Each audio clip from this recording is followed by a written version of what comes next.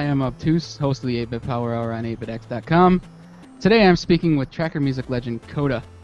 Coda has made music and sound effects for indie games like Paint It Black, Llama in Your Face, Alter Ego, Dreamwalker, and Stardash, as well as games for DreamWorks Animation.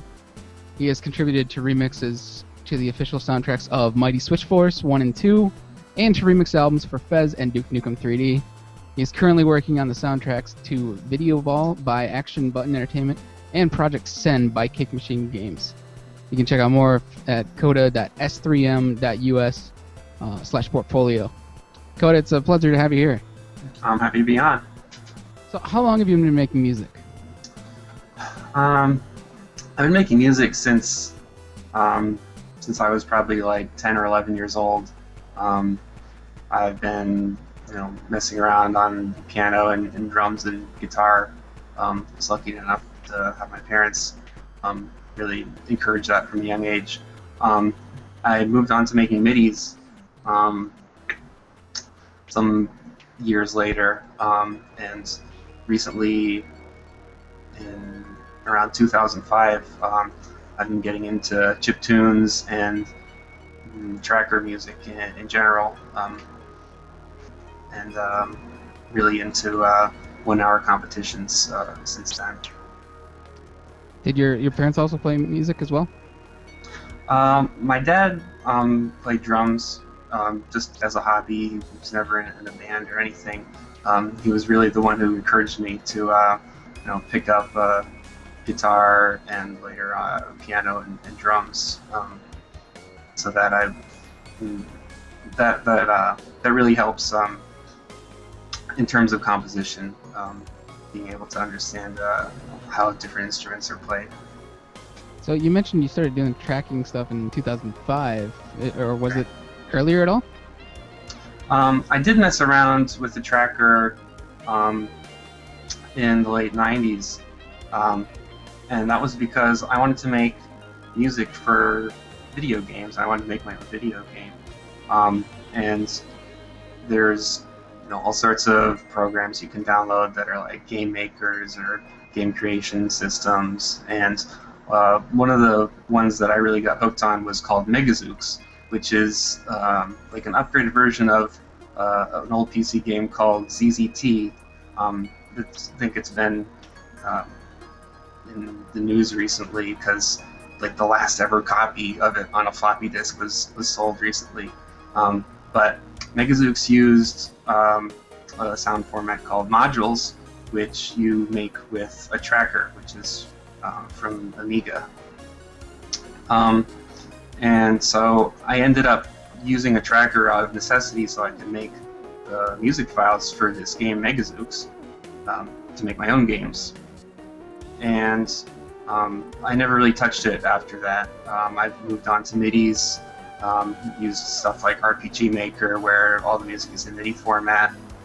But eventually, around 2005, I discovered this thing called chiptunes, and I realized that, that's these things are usually made in trackers, and some of these old DOS games I was playing, like Unreal Tournament and your Jazz Jackrabbit, those were using music made in those kinds of programs too. So that really got me to pick trackers back up and get back into that.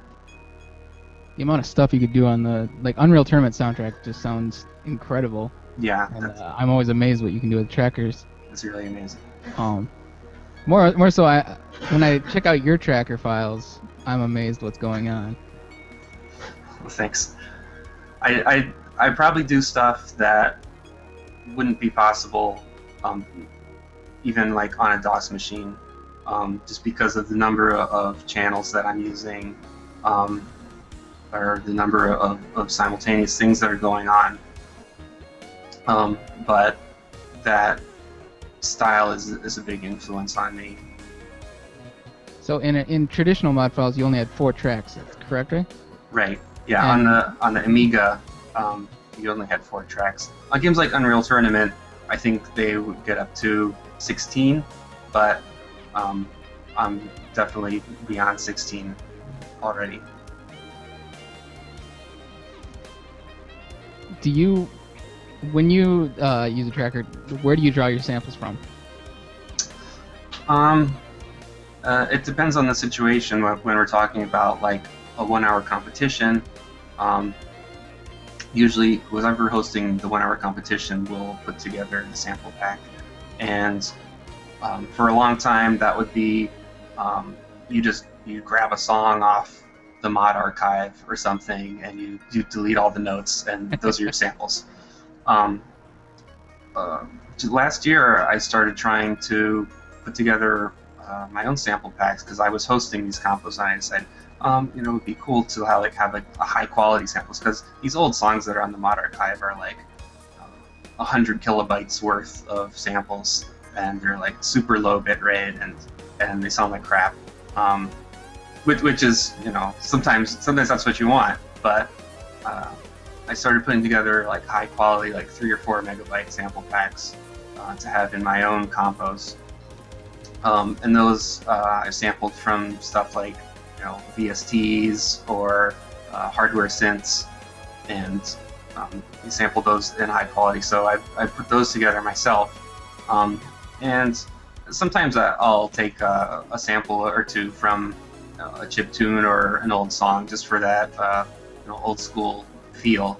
And of course that's what the people did back then when they were making their sample packs. They would sample the synths of that time, just in usually lower bit rate and bit depth.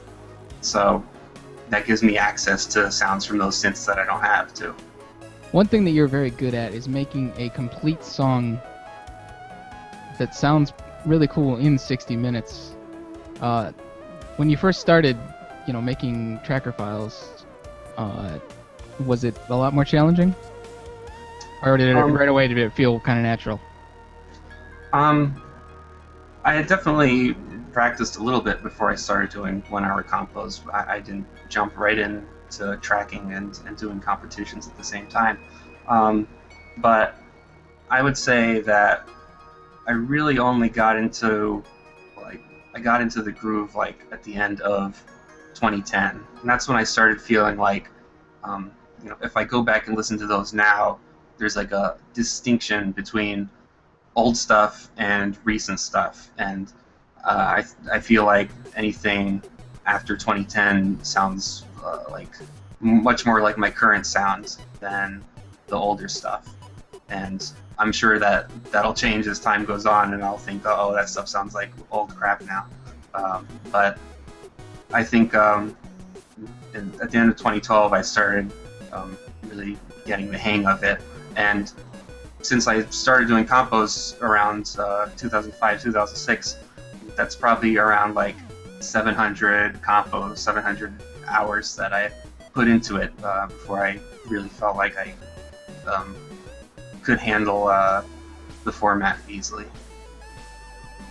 So how do you keep it fresh? Like, I know when I've tried to compo before, like I'll start, going back to like my old techniques and my old melody phrases and stuff like that. You seem to, everything kind of sounds a little bit different every time you try it. Well, I definitely have fallback things, and maybe it's just that my fallbacks don't sound the same every time when I use them.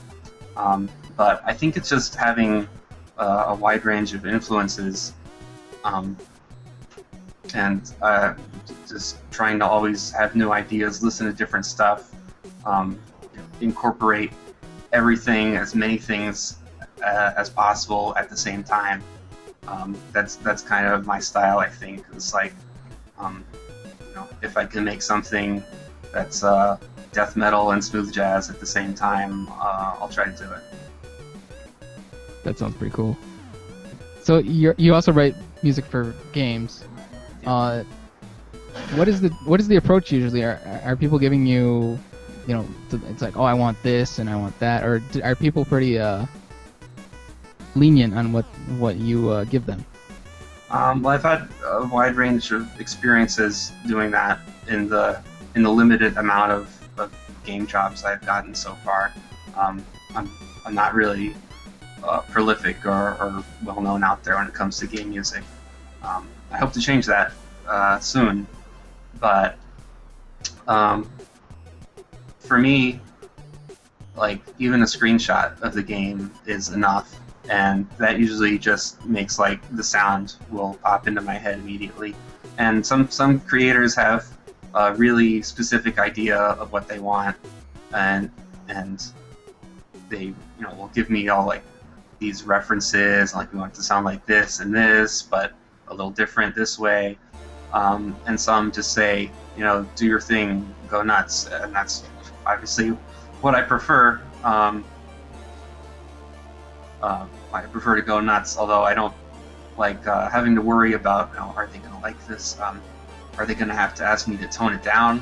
That's my biggest concern usually, is that my song is going to be too much for the game, too much stuff going on, because I like to have lots of layered and complex things going on usually. But yeah, I've had people who ask me to do a very specific thing, and I've had people who say, do whatever, and then usually the people who say do whatever are really happy with what I give. So I noticed you got a keyboard behind you too. Do you use that just for like? I use Tracer, it for yeah. Did you record with it, and was it all Tracker based on when you recorded the album Tracer? Tracer is entirely Tracker based. There's no live playing on any of it. I usually use the piano to sort of solidify ideas that are in my head. So I can map the sounds that are in my head to actual notes and make sure it all makes sense with the melody and chords behind it.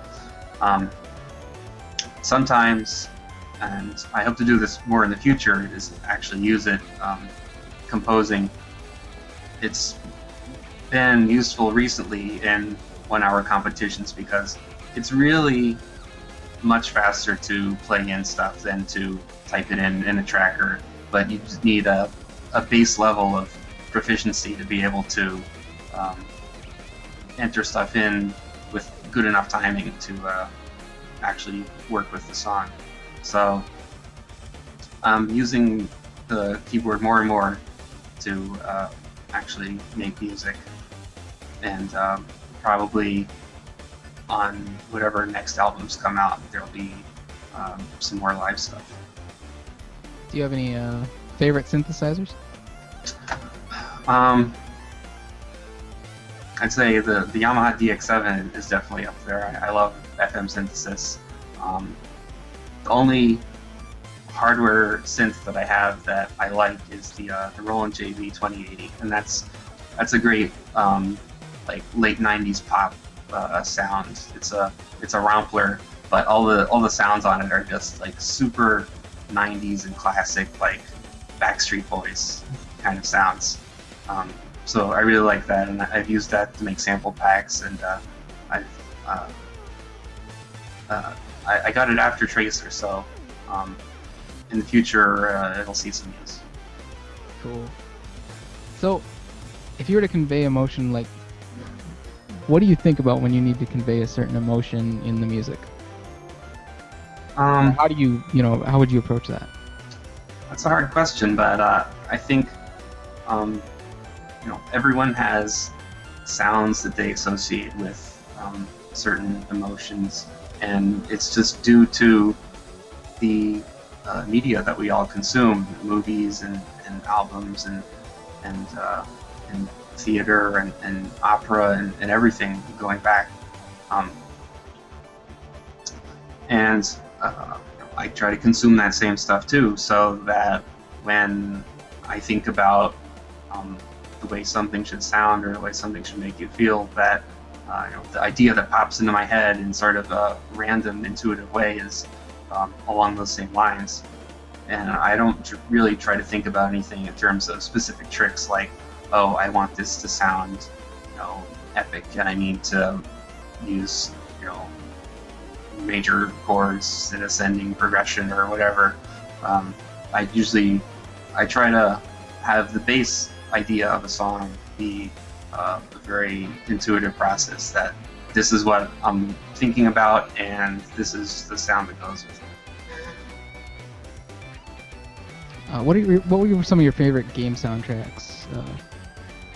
I think the number one has to be Ragnarok Online, which is kind of weird because it's a Korean MMORPG.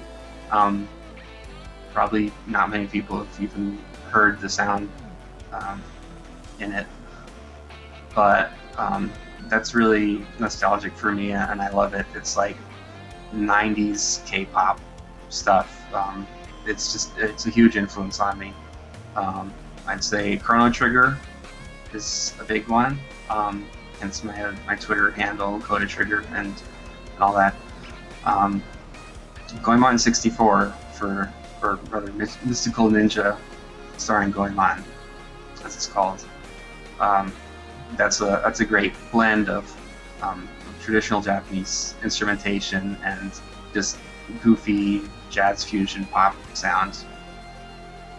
And the last one I would say is a game called Yuno. It has actually a really long Japanese title. It translates to A Girl Who Chants Love at the Bound of This World.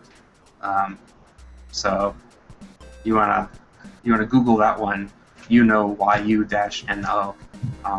And that was the entire inspiration for Tree of Knowledge.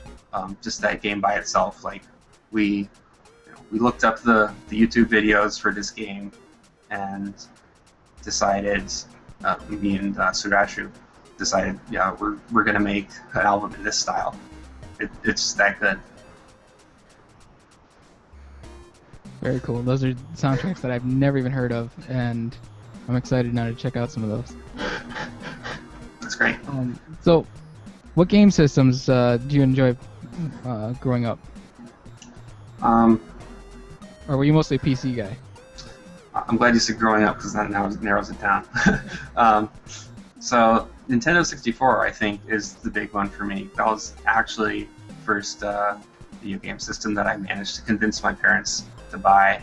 Otherwise, I was a very PC or DOS game at the time oriented person, because I didn't have anything else except getting to see the other kids' consoles and being very jealous. But Nintendo 64 is probably like objectively a really terrible system. Like there's no texture memory. Everything is just really low poly and ugly. But like Super Mario 64 and Ocarina of Time, like those are just like unbeatable nostalgia for me. And I think those games still hold up too. So probably other than those two games, like there wasn't a whole lot going on for the N64, but I still like that the most. What about like GoldenEye sitting around a like 13-inch TV trying to fit 4 players on it? Yeah, I played GoldenEye more because I had to than because it was fun.